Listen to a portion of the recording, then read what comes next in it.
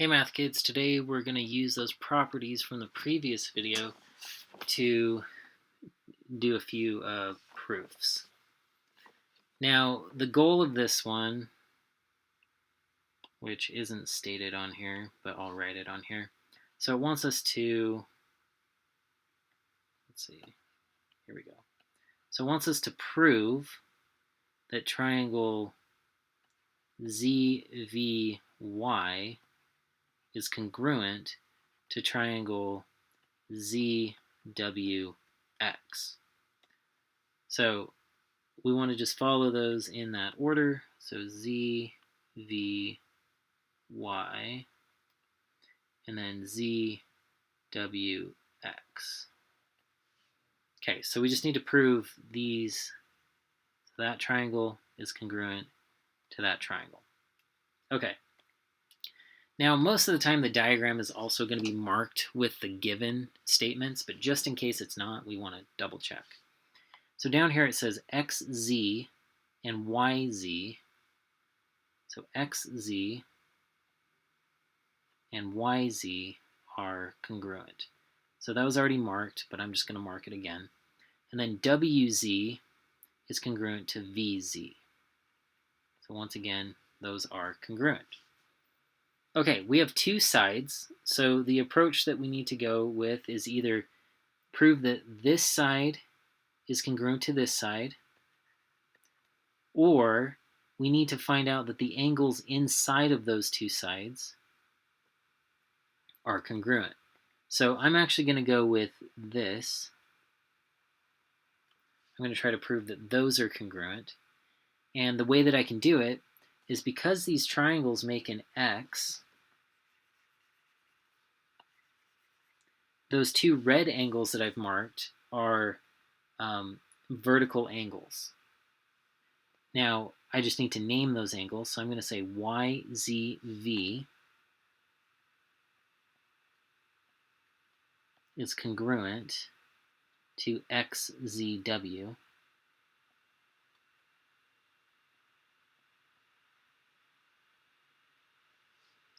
And the reason is vertical angles.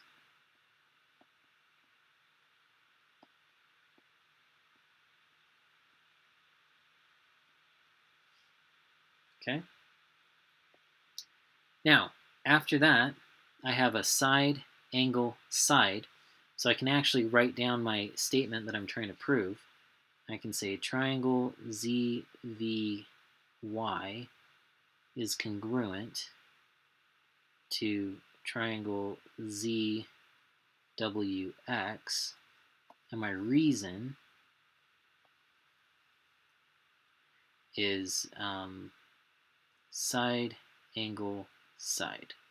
Side, angle, side, side, angle, side. And we're done with that proof. All right. Now this one, we're trying to prove the two outer triangles again. So we're trying to prove triangle GJI is congruent to triangle GHI. So once again, GJI, so that's referring to this triangle, and then GHI, which is referring to that triangle. Okay. We want to check to make sure everything's marked. So HI and IJ. So HI, IJ, there's two tick marks on both of those, so they're congruent, so that looks good. GH, GJ, those are also marked. So all of our given is taking place. Now really our best options, prove this is congruent to this if we can, or prove that this line segment is congruent to that line segment. So I'm going to go with the second one. I'm going to prove that this line segment is congruent to itself. So I'm going to say GI is congruent to GI, and the reason is the reflexive property. Remember, the reflexive property says that all line segments are congruent to themselves. And since GI is a part of both of the triangles I'm looking at, it's a valid side comparison. So now we have a side, and a side, so we can prove this statement. So we're just going to say triangle GJI is congruent to triangle GHI, and the reason is side, side, side. All right, that one's done. We have two more. Okay, our goal is to prove that triangle WXZ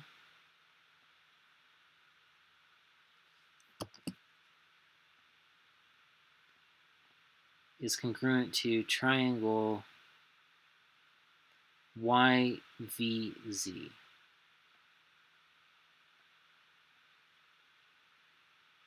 Okay, so we're going to check to make sure that all the given stuff is written on the diagram. So it says Z is a midpoint of VX. So if we look at VX, okay, that's given, but we're going to have to come back to this and use it in a second. There's not much we can really write on our diagram, except for, I'm going to say midpoint. Midpoint of VX. Okay, now VY is perpendicular to VX. Now we see the right angle, so that's marked, and so we can see that. And then VX is perpendicular to WX, and that's also marked with a 90-degree angle.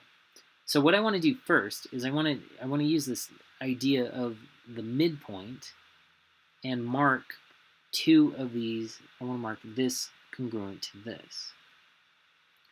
And so we're going to say XZ is congruent to ZV. And the reason is definition of midpoint. By definition, a midpoint splits a line into two, or a line segment into two equal parts. Okay, so we have one side on each of those that's congruent. We may want to,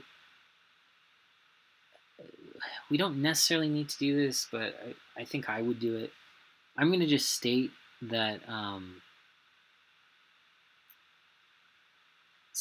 let's see, so angle WXZ is congruent, yeah, we need to say this, I'm going to say it, is congruent to YVZ. So I'm saying this angle and this angle because all right angles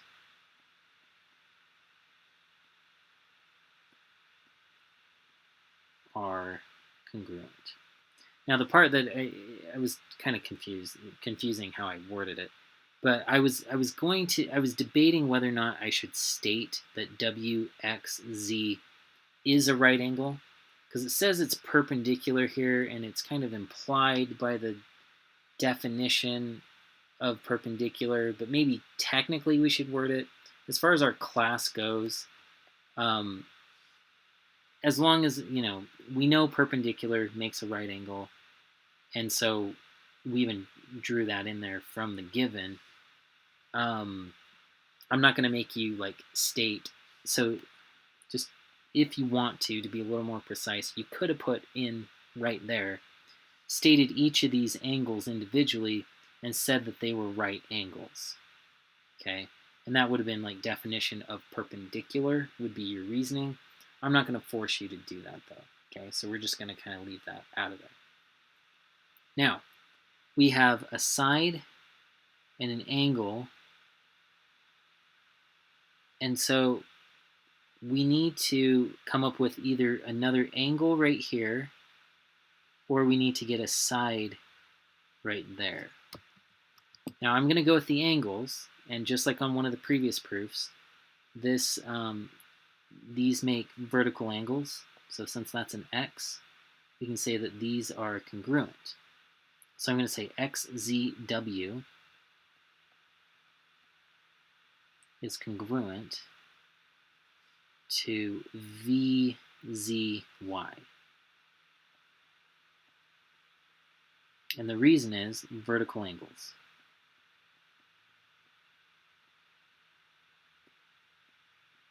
Are congruent. Okay, now we have angle, side, angle. So that's going to be my reason for proving this. So triangle WXZ is congruent to triangle YVZ. All right, we just have one more. Okay, this one, once again, we need to prove that triangle VUT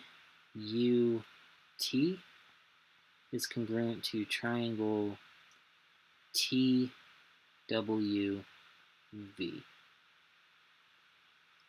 Okay, we check our given TVU, so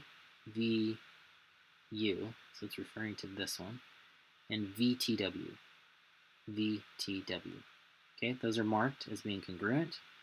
And then UTV, and TVW.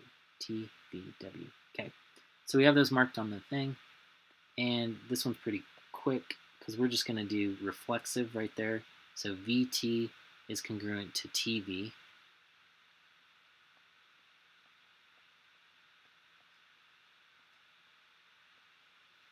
And that's reflexive property. And now we have angle, side, angle for our reason. Then we can just write this.